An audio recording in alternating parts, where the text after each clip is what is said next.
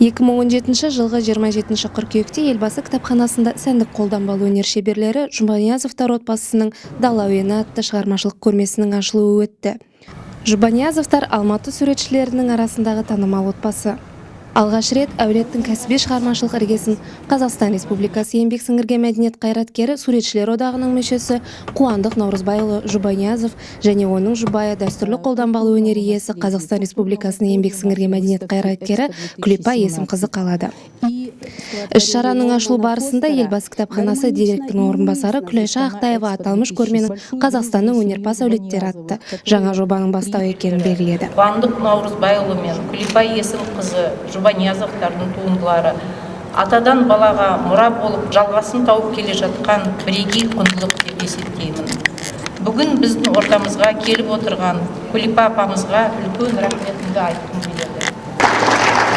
Күлипа Есімқызының шығармашылық мамандықты таңдауына бұл салада жүрген ата-анасы ықпал еткен. Олар киіз үй жабдықтарын өз қолдарымен жасай білген халық шеберлері, жиып терген білімі мен тәжірибесін балаларына берген ұсталар. 72 жылы 2-ші курста оқып жүрген кезімде Алматы көркемсурет училищесіне түскем. Содан 2-ші курста оқып жүрген кезімнен бастап жаңағы жастар көрмесіне жастармен бірге қатысып жүрдім.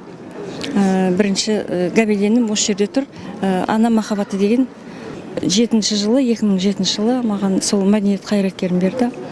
Жолдасыма екеумізге барын күшімізді салып біз көрмені жасап жатырық. Биыл ол 70 жылдығы. Сол 70 жылдығына бір жағы соған арнап осы көрмені ашып жатырмыз. Шығармашылықпен айналысатын кез келген отбасының дәстүрінен алған мұра секілді Жұбаниязовтар әулетінің балалары да ата-анасының өнердегісін жалғастыруда. Қызы Гүлнар Жұбаниязова суретші, сәндік қолданбалы өнер шебері, өнертану магистрі, Қазақстан Суретшілер одағының мүшесі. Ал ұлы Нұрсұлтан Жұбаниязов мүсінші әрі суретші, республикалық және шетелдік пластика өнері көрмесінің қатысушысы. Гүлнар Жұбаниязованың айтуынша, ол үшін аталмыш көрмеде менің Қазақстаным өмір жалғасы атты анасының түс кілемдері мен әкесінің қыземшектау атты суреті ерекше қымбат. Оның бауыры Нұрсұлтанның жұмыстары да қоғам мәселелері туралы терең ойлар тудырады. Осы отбасыға алғыс шексіз, өйткені осылай мұра болып балалары ата-анасының ізін қуып